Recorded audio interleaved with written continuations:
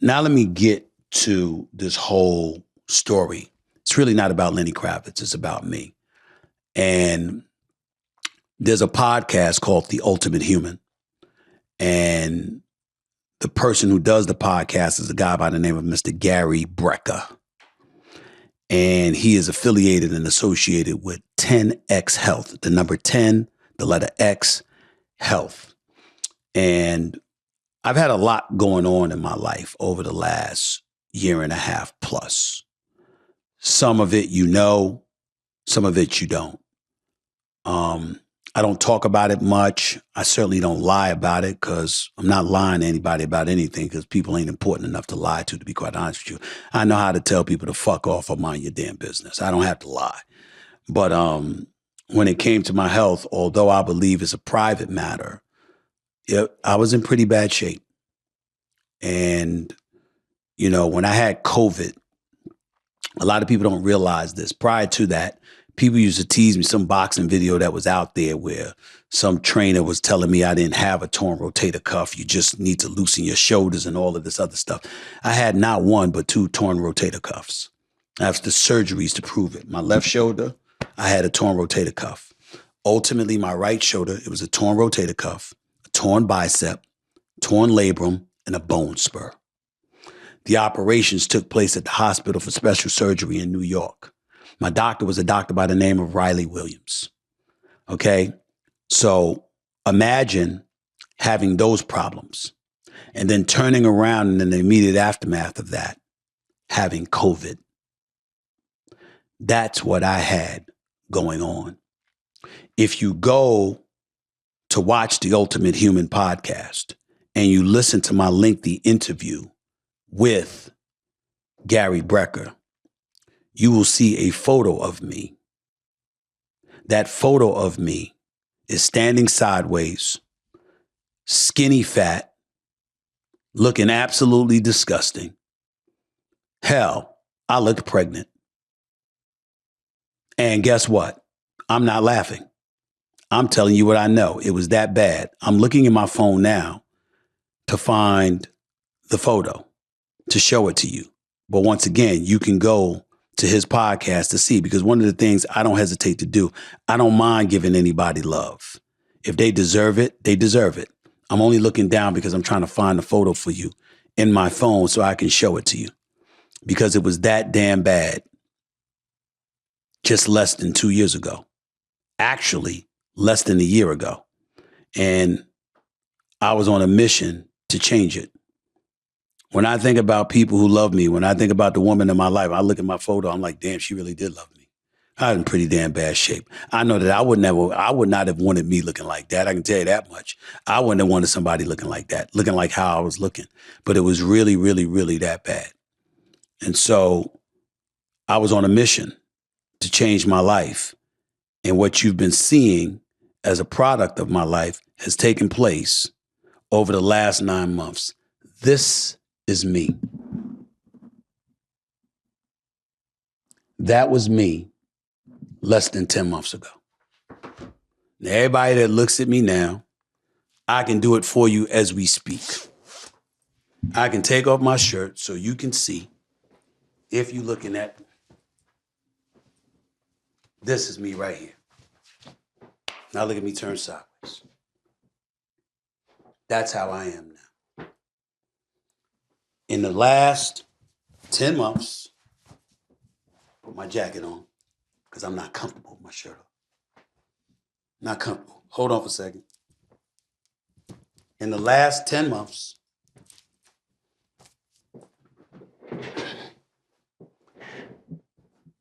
I've lost 35 pounds. Increased my muscle, my body mass, stuff like that. I had a cholesterol level over 300. It's now down below 200. I had insulin levels at 27 because my blood was swimming in sugar. It's now at 2. I had body fat that was at 29.6%. It's now 12.8%. And I'm 56 years old. Now, you can laugh all you want to, But I think it's safe to say for anybody laughing, the person that has the last laugh is me. Here's the thing. It ain't funny. I was close to death. When I had pneumonia, when I had COVID, I had double pneumonia. They say when you see a white spot in your lungs, that's pneumonia. My x-rays was covered in white. It looked like cloudy skies. It looked like you're in a plane in the sky and you're going through the clouds and you see nothing but white. That was what happened to me. I was in really bad shape. No focus. I would be on TV at times and you get distracted and you almost get to a point where you can't hear. You're damn near feeling like you're having a mini stroke because everything goes to black for a few seconds. The fatigue was persistent. And for almost a year, I could not run up the steps. True story, Michael. True story, Ray. I could not run up the steps in my house without huffing and puffing. That's how serious it was. I couldn't get on a treadmill and run at all for more than 60 seconds. I couldn't walk for more than 10 minutes. And somehow, some way, I was determined and focused. Don't get me started with how I was sexually or anything. I don't even want to talk about it. I don't even want to talk about it. I don't even want to talk about it. Life is hell when you are in bad physical shape in terms of your stamina, your cardio, and all things in between. It's bad. It's bad, y'all. Because you don't know how you're going to respond from day to day. Literally running 10 to 15 feet had me feeling like I ran 3 miles. That's how bad it was. And so as I sit here before you today, and I think about my future with the Stephen A. Smith Show and what I'm striving to do, with what I'm doing on ESPN's First Take, with what I'm doing, the list goes on and on in terms of my aspirations, my goals, et cetera, et cetera. What I'm trying to say to y'all is I'm the happiest that I've been in a long time because I'm in the best condition I've been in 25 years. And I'm never going back. I'm not stopping. How did I do it? I owe that to y'all. Because what sense is it being successful if you don't help others succeed? They had to get my sugar levels under control. Okay? No, I wasn't on anything like Ozempic or anything like that. Just using a peptide to get my sugar levels under control. Other than that, I changed and vacillated between the paleo diet and the keto diet. I cut out sugars. Not completely, because I always cheat with some sugar because I got a sweet tooth. I love my sugar. But the amount of sugar that I eat now in a 2-month span, I used to eat in a day. I used to eat, Ray, true story, Michael, true story, Salon, true story. I used to eat cereal, honeycomb, sugar pops, Fruit Loops, all that stuff. I used to eat that bad boy for breakfast, lunch, and dinner. Now, my girl, my family, everybody look at me, they like this, what the hell? This box has been in the refrigerator, in the cabinet for a month. It ain't even been opened. Fried foods, cut back. The bread, cut back. Pasta, cut back. All of that. All of that. Because you see, what people are not telling you is the commitment that it makes. I take my vitamins and supplements. All of us should, particularly as you get older. You should take your multivitamins. You should take your B vitamin supplements. You should take your vitamin C for your immune system. You absolutely should. You should hydrate and make sure you're liquidated. All of that's true. All of that's true. But you're not getting away with not doing the work. You're not getting away with it. You can't just take pills or take vitamins and think that's going to do it to you. I do cardio for a minimum of 30 to 45 minutes, 6 days a week. I lift 5 days a week. Yeah, I'm slim, but I'm cut. And I'm going to put on additional muscle. Why am I not cut even more? Why am I not more buff? Because of the torn rotator cuffs. I can't lift but so heavy, because if you lift, then you irritate the very thing you got surgically operated on. So instead of doing it just straight full throttle, I got to do incrementally. 20, 25, 30, 35, 40. You work your way up week after week after week. That's what I've been doing, because I can't do it all in full throttle, because it wasn't until this March that I was allowed to lift. This March that just passed, I wasn't allowed to lift 5 pounds, because that's how bad my shoulders were. Needless to say, that's not a problem I have anymore. I never dreamed in my wildest dreams that I would get myself to 20% body fat, let alone 12.8%. I never believed that my visceral fat would go from 97 to 62. My cholesterol level would drop. My sugar levels would get managed.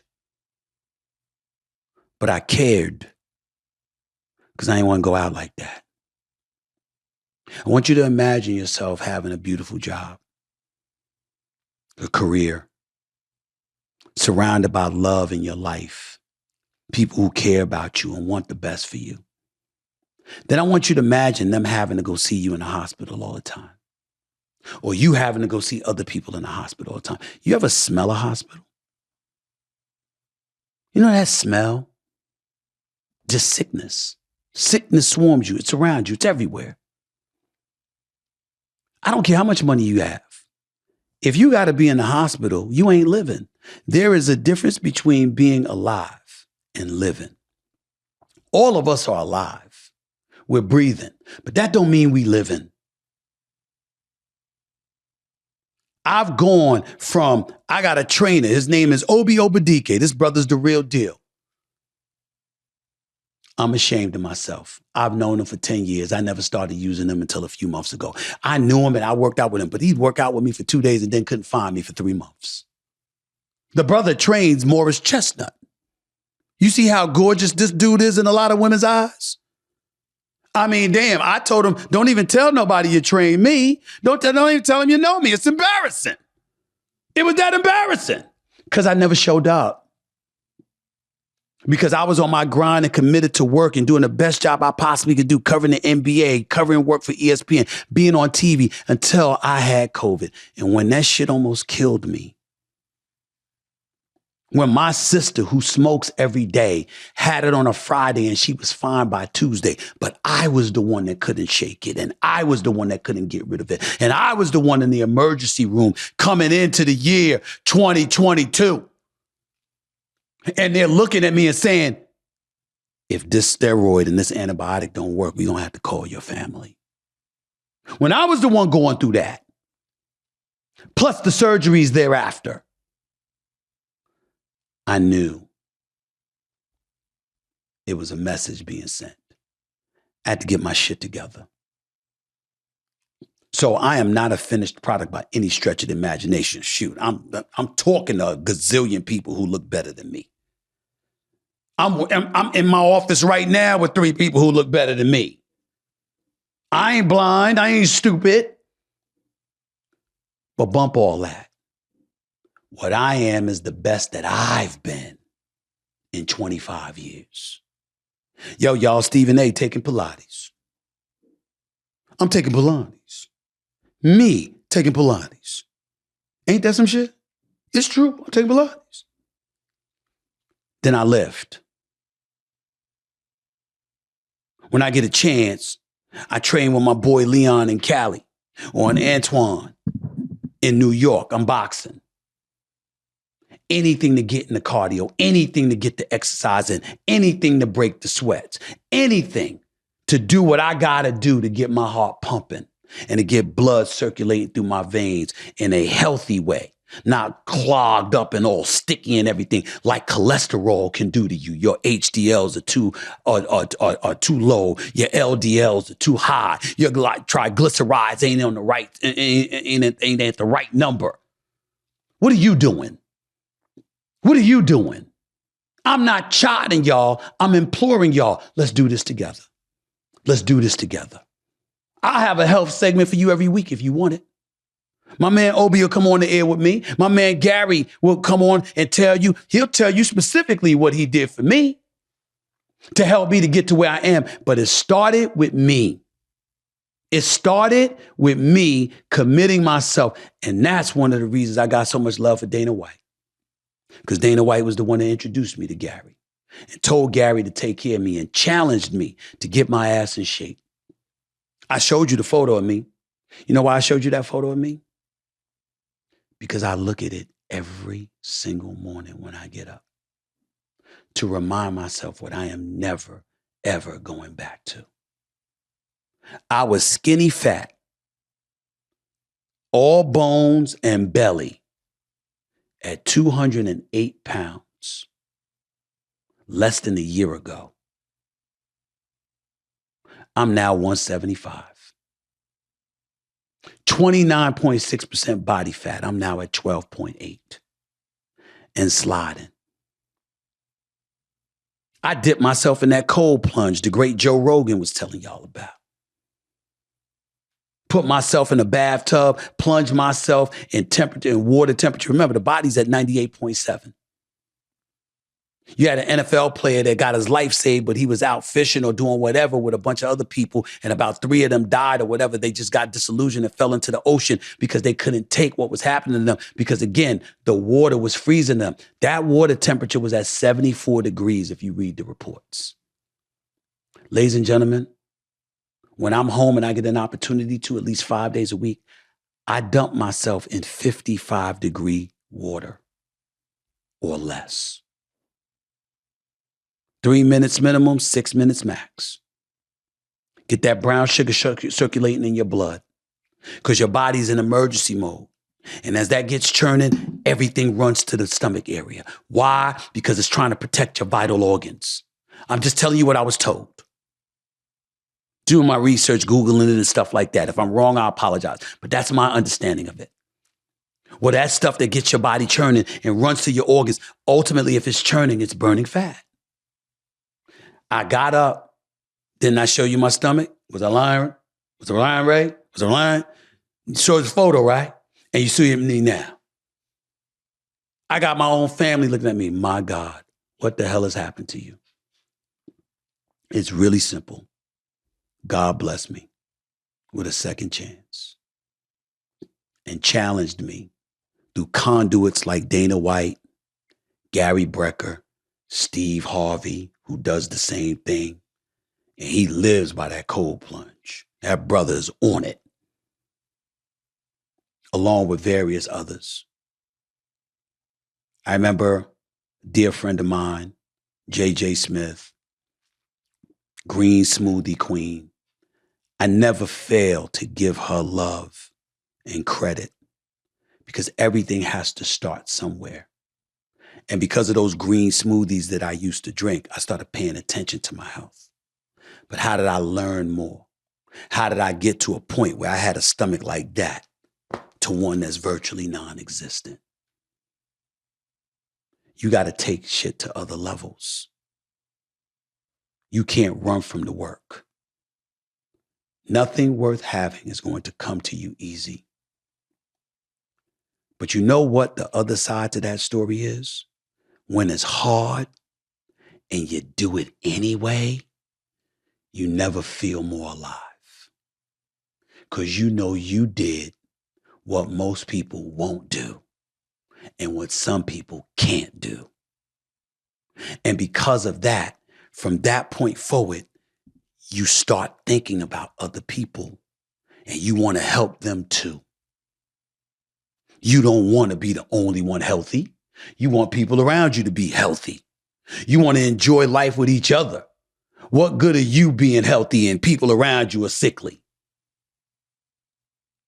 So yes, your vitamins, your supplements, all of those things are important. Watching all of this white flour stuff, white rice, white pasta, white bread, and all of that stuff. Cut back on that. The sugar, cut back on that. But while doing that, eat right. Or at least eat a lot better. So even when you eat wrong, it's an aberration instead of it being the norm. Remember when I used to joke that I'd walk out the movie theater if they didn't have Bunch and Crunch? Do you know I stayed at the movie the other day even though they didn't have it? You know what I ate before I went to the movie theater? Me. Lettuce wrap and turkey meat.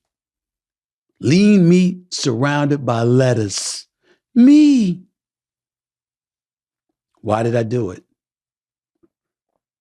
Because I saw results. I liked what I saw, and I was inspired. I may be looking a little bit too slim in some people's eyes.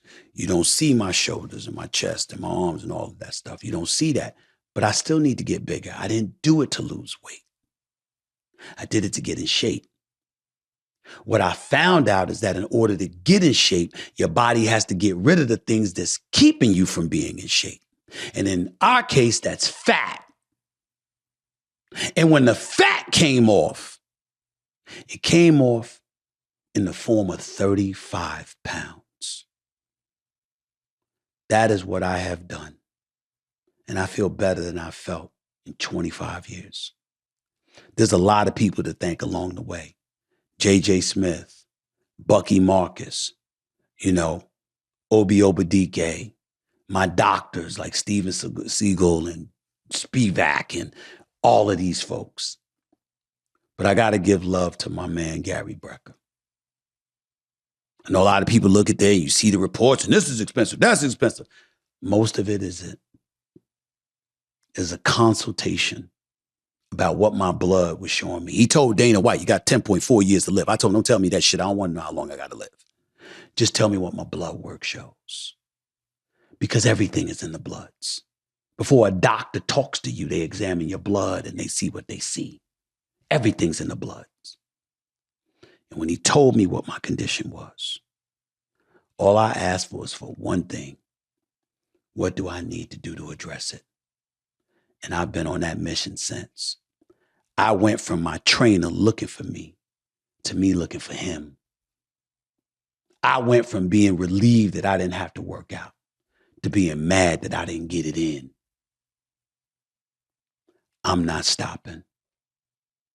I don't care if I got 5 years left, 25, 35, 45 years left. It's not important for me to be alive. It's important for me to live. And that's why I shared my story with you. And when I saw Lenny Kravitz with that physique, y'all are looking at his physique. I'm looking at the fact that he's 59 with it. There's a difference. I am 56 years old with 12.8% body fat. And I'm just getting started. What about you? What about you?